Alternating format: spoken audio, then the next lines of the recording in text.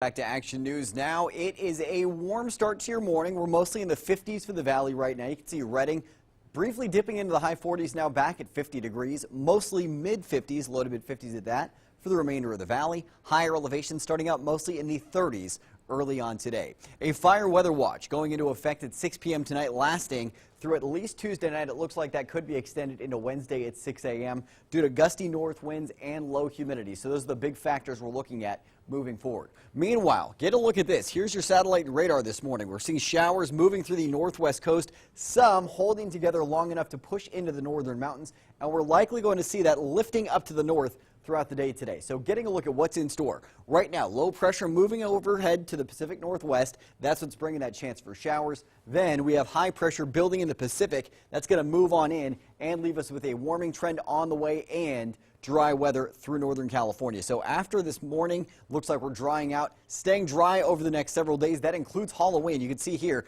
this is Tuesday at 3 p.m. through Wednesday. We're still staying dry, but we will see a few clouds moving on in.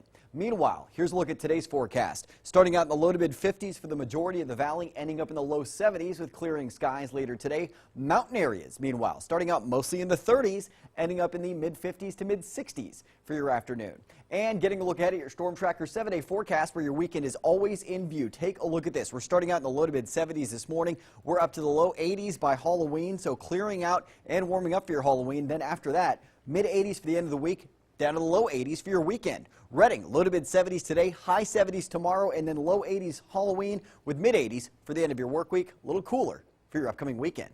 We'll be right back.